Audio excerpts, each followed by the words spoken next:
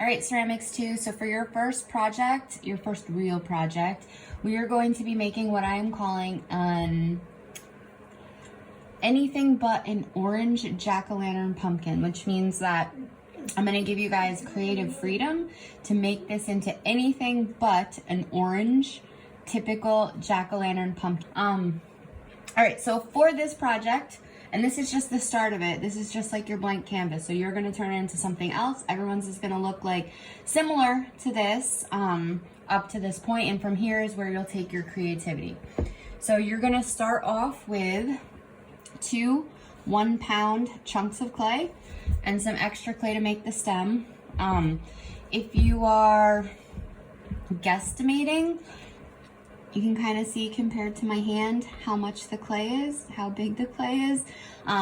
Just try and guesstimate. You want them a little on the larger side, but not too large because, well,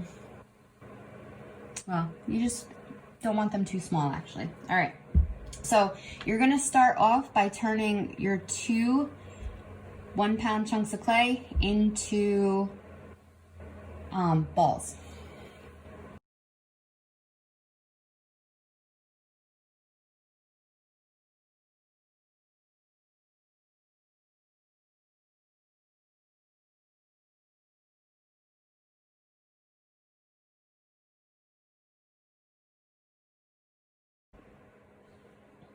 Okay, so you're gonna turn them into nice 2 smooth round balls. They're not perfect, but that's okay. The less blemishes you have in them, the nicer your pinch pots are going to come out. So spend a little extra time making them into smooth on the outside. It doesn't matter if they're perfectly round. But I will tell you, the action of like slamming your hand into the clay actually softens it up. So if you feel like your clay is a little hard, the more that you do this, the softer it will become and the easier it will be to make the pinch pot. All right, so from here, you're gonna make a simple pinch pot, and you're actually gonna make 2 of them, and then we're gonna put them together. So I'm just gonna put my thumb into the clay, and then I'm gonna start to pinch. So I know it was a long time ago, but if you remember, you start pinching at the bottom and then work your way out to the edge. The difference between this pinch pot and the one you made for Ceramics 1 is going to be that you need to leave this top rim thick, because we're gonna put these 2 together, and if you make it too thin, it's going to be a challenge to get them to go together nicely. All right, so you're gonna pinch. Keeping the clay cupped in your hand will keep it from getting out of control. A lot of times when you're pinching, you can start to pinch them and they start to get wider and wider and wider. So keep pinching and rotating in your hand. Remember, the idea behind pinching is to make the clay nice and even. Don't worry if, like, when you put them together, they look like a cone. We're gonna smush them, so they'll turn into a pumpkin shape. So what's more important is keeping the clay from getting really wide and thin.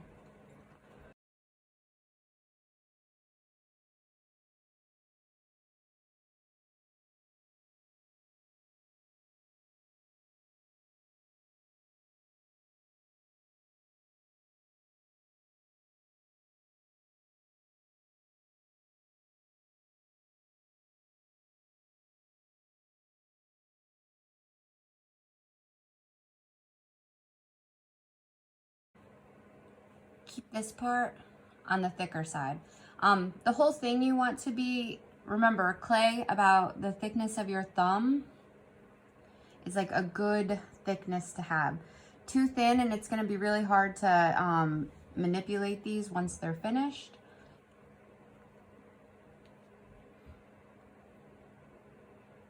And really too thick will have the same result. So you want them to be about the thickness of your thumb, with the rim staying a little bit thicker. What you could do at the end is kind of tap it down on the rim to kind of even it, flatten it, and thicken it up.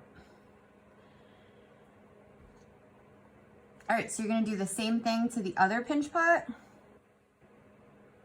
You're gonna do the same thing to the other pinch pot, and you want to keep them the same size. So make sure that you are testing as you go along to make sure that they're going to fit together when you're finished, because if you have one that's really big and one that's really small, it's going to not fit together. So we need them to fit together. All right, do the same thing to this one.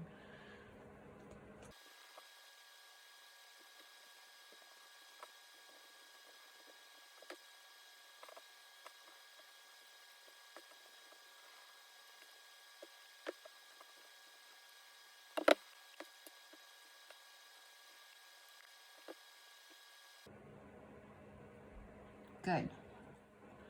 All right. So it is important that the size of clay that you choose is even.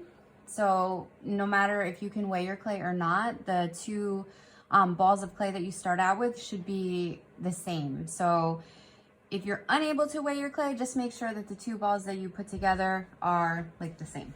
Okay, from here,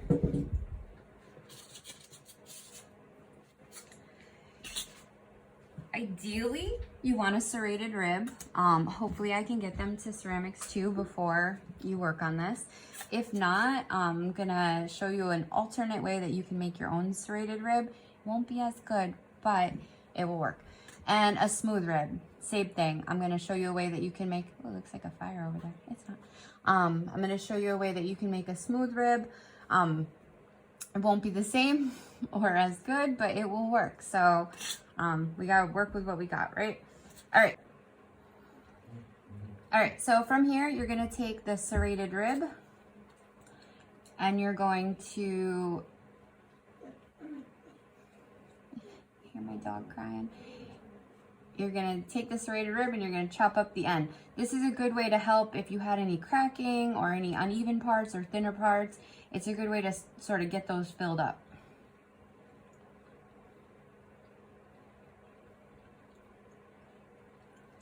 You can use slip, or I'm just using water. Bucket of water to make slip on these parts.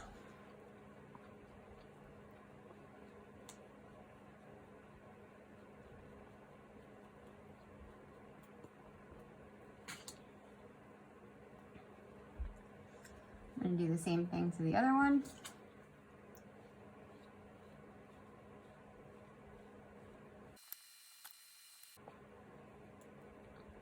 You want them to be nice and slippy.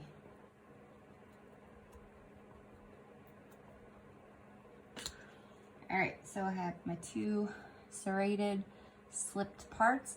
Now I am going to smush them together. This is where I'm gonna start to change the shape. So it's very egg-like right now, but don't worry, we're gonna change that. One thing that you wanna be mindful of as you're going is if a part seems to be pushing in, that you kind of squeeze it out and get it to fit together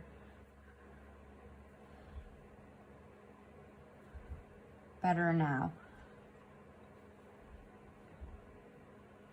We're just gonna wiggle it together, and we're gonna change the shape of this again, so don't be too scared about pushing on it because we want it to become rounded like a pumpkin. All right, so from here, I'm gonna use the serrated rib and I'm going to go ahead and serrate all over this edge. If I have a spot that is sort of has an indent in it, I'm gonna try and fill it up with the excess from other areas.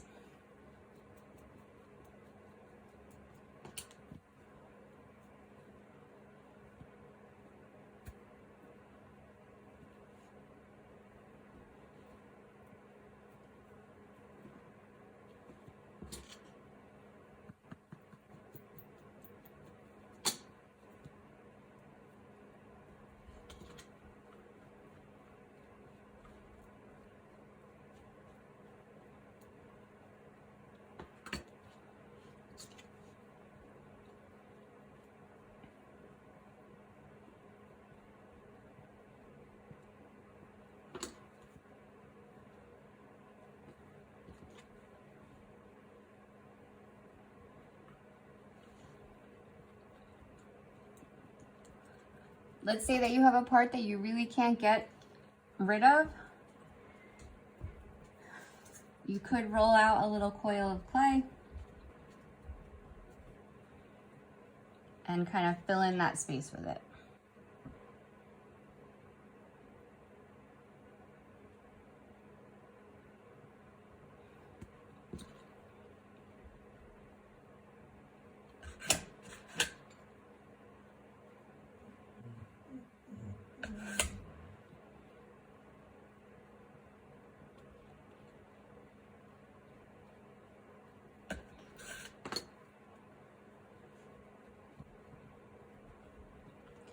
right, so I'm just turning it to make sure that I did a good job sealing that all together.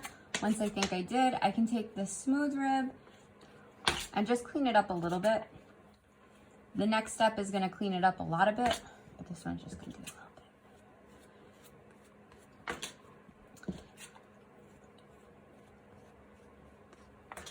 All right, from here, you're gonna take your formed together chunk of clay and you are going to, my water, roll it around on your surface and turn it into more of a ball.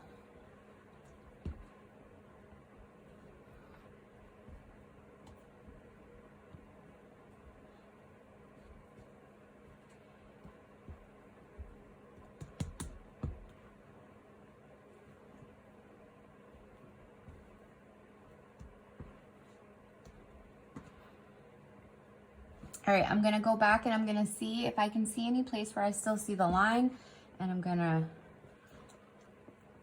reserrate that and smooth it. The idea is that we have a good join, so we want them to be connected really well.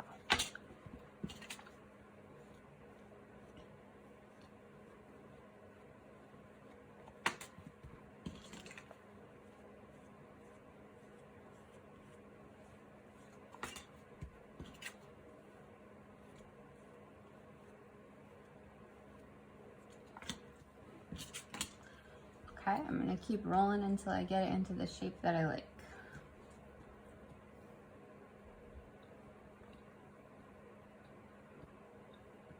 I'm not really pushing down hard, I'm just rolling. It's like playing, just play.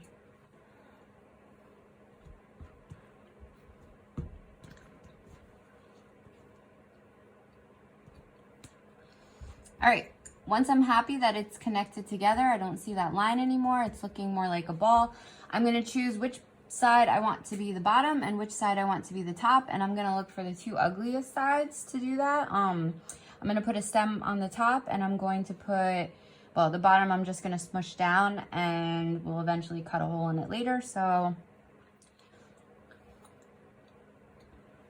I'm gonna choose my side that's already a little flat to be the bottom, and I'm just gonna chop it. So now it's flat.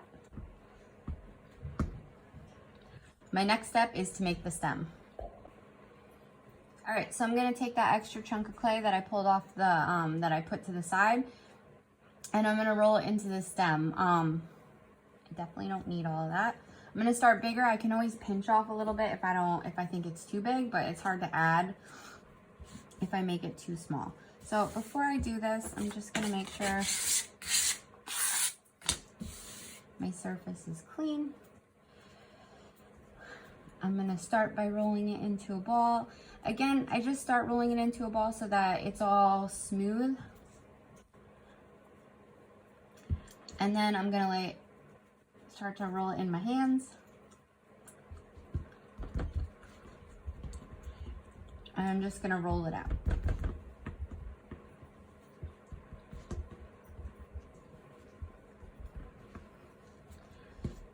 So if you're not sure what a pumpkin stem looks like, you can certainly look one up to get some ideas. It doesn't have to look like the one I'm making.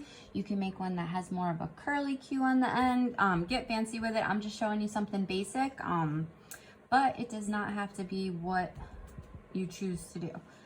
All right, so I'm gonna try and roll this more so that it's tapered. It's gonna be a little thicker at the bottom and thinner at the top.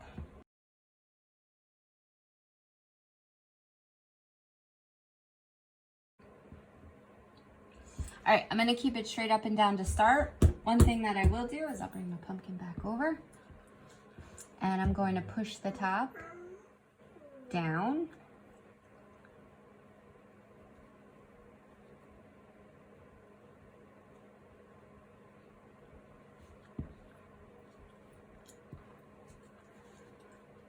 Before I do anything else, I'm gonna just give it a little smoothing job.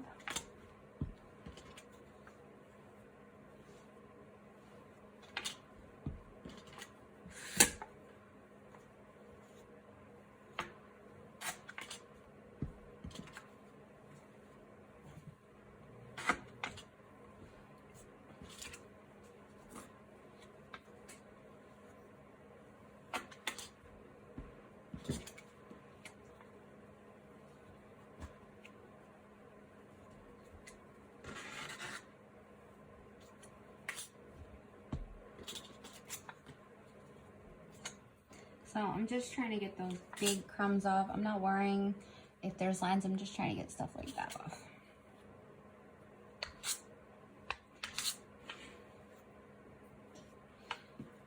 So as you're working, you want to keep cleaning off the edge of it so that you don't keep putting a mess back on.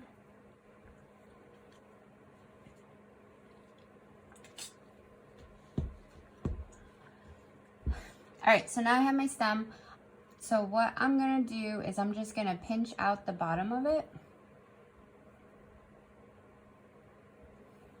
and place it on and see how I think it looks. I think it is probably a little large, so I'm gonna make it a little smaller.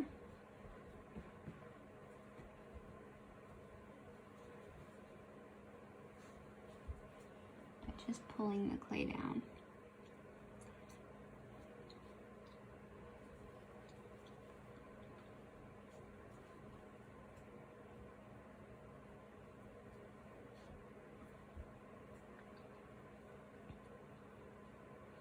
All right, now I'm just gonna rip some chunks off and kind of pinch these into points. Move this so you can see better.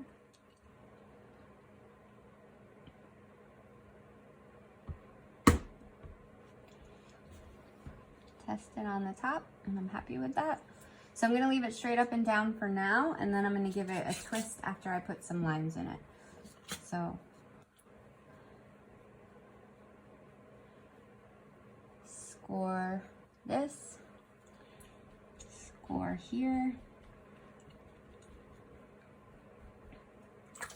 adding water so that you make it into slip.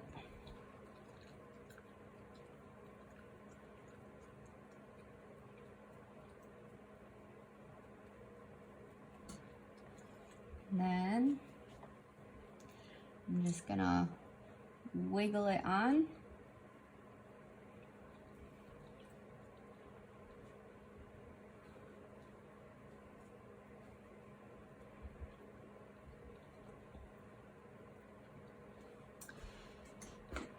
I'm gonna use a paintbrush, but you can keep using your finger or a sponge to just kind of get those into points.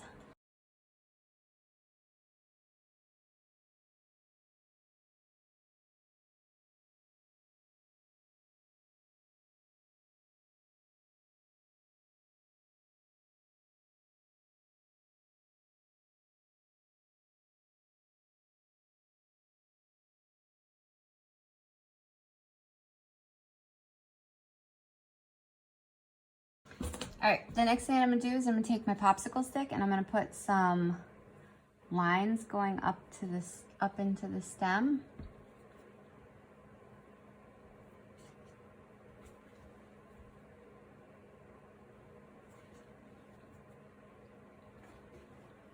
And try and do some from this side. Try and do one backwards.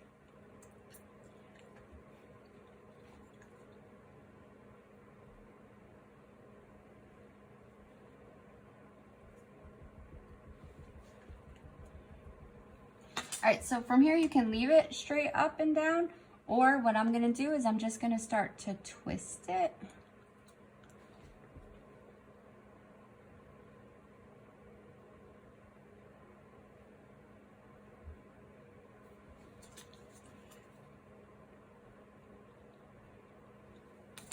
So then now my vine has those straight lines but twisted. I'm gonna take the paintbrush, or you can keep going with the rib, and I'm just gonna use it to smooth everything out and get rid of all the little cracks.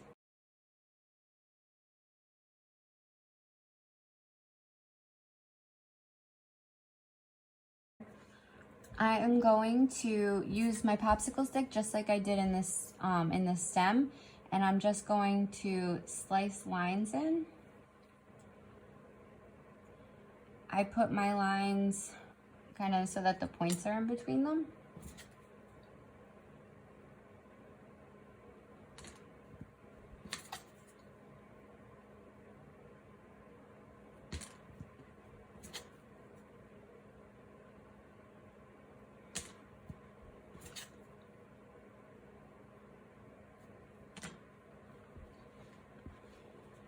And you can put more or less lines depending on what you want it to look like. And then I'm just gonna take my paintbrush and I'm going to try and smooth these lines out and smooth anything else out.